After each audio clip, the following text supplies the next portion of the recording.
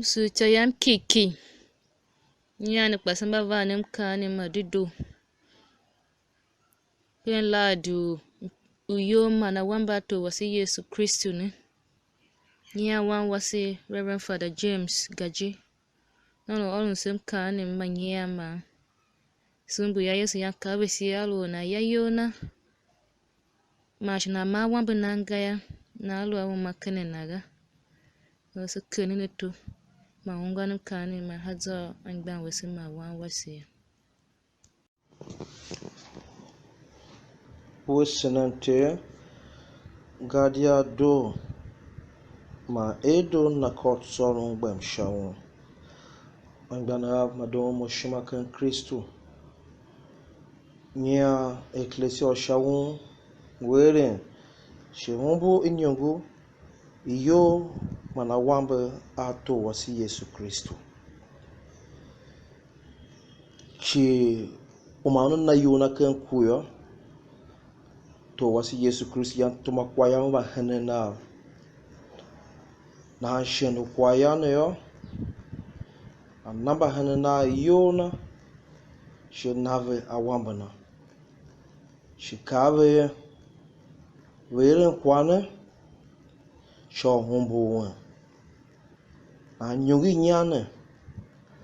seba ambe kwa Yesu Kristo yan kaisi si erin yo shi hama shi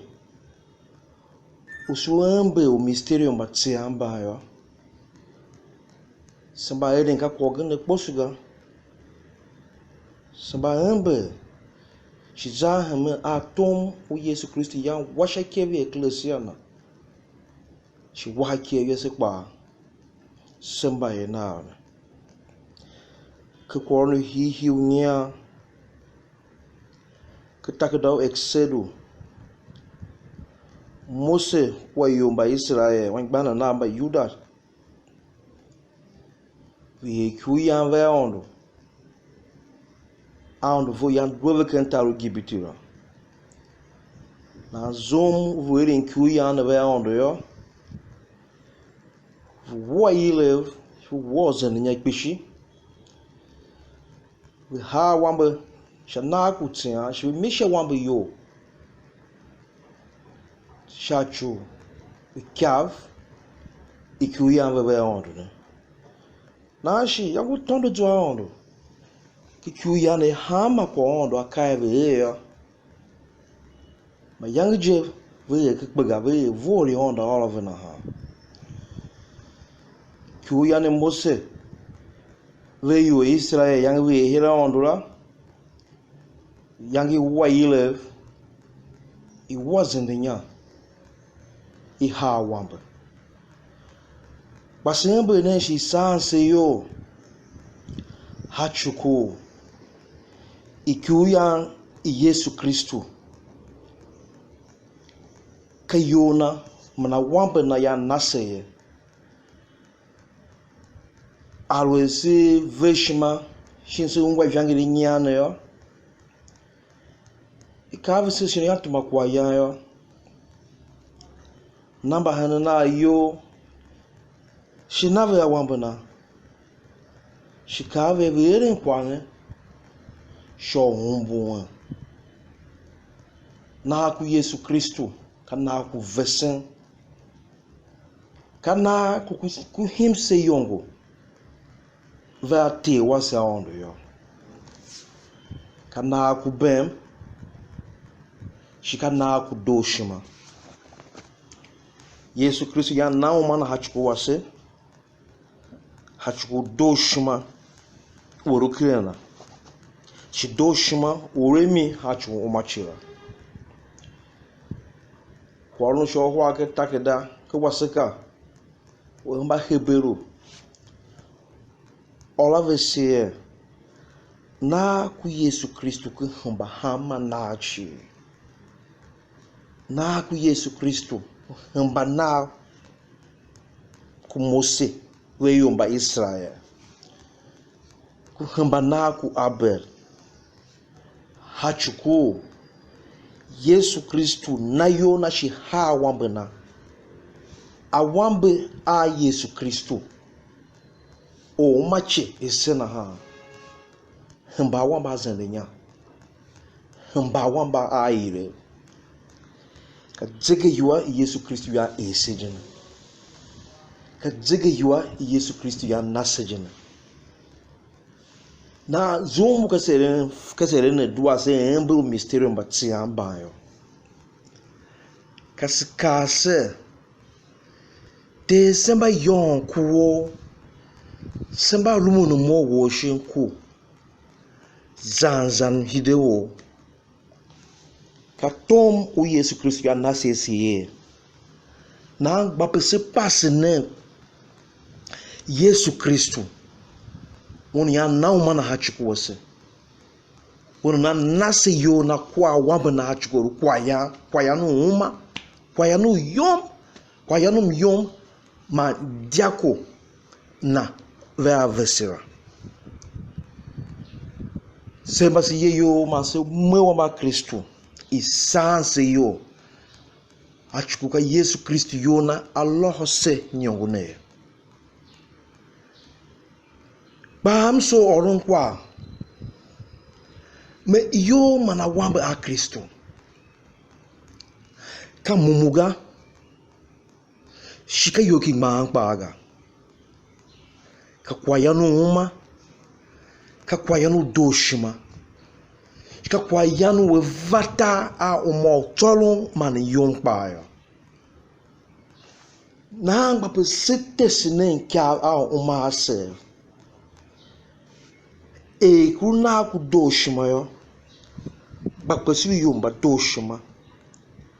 sete sinen doshima o Kristo hiochi sete sinen doshima o Kristo hamajichi sete sinen doshima o Kristo hio mabakav ko Kristo ga sebasi yeyo shiseme wamba Kristo papo uma se veru kyav hio papo uma se veru yuang hio pine yo mpine mbie yo sheme wamba Kristo uma wangu na yere yamgi na mso fanka e unaga ba na kya yo shi nengi kya unara adu kya nangi shagbiri shako Kristo aoseyo agbana ba do mo shuma kan Kristo nyongune kan nyongi ne ecclesia umaya shi nyongune pa inase umo tsolo naha Kristo mutendense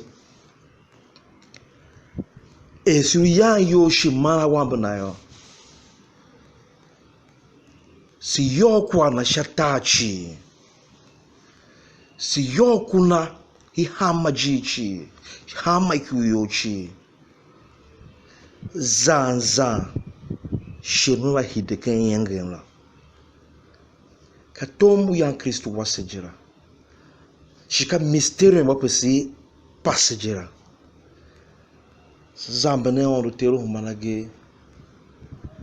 atagi wangiri change ngakina semahase e se tom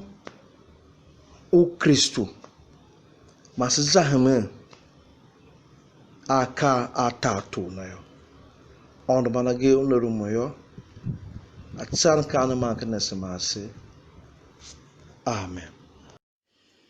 kam kane manya je sungu hadzo wan wasi Fada James ne Yesu ikpishi Fada o na sam kane manya mane na shungu hazona samba se hiulu ya yoga o samba yansi ya kbanzula ta be se gen sifata klatza da yanga ya tunongoza so yoyo si asi huzan hati ongia yo mana wamba to wasi Yesu Kristy shasta sulu makana besia so ne kiki Pero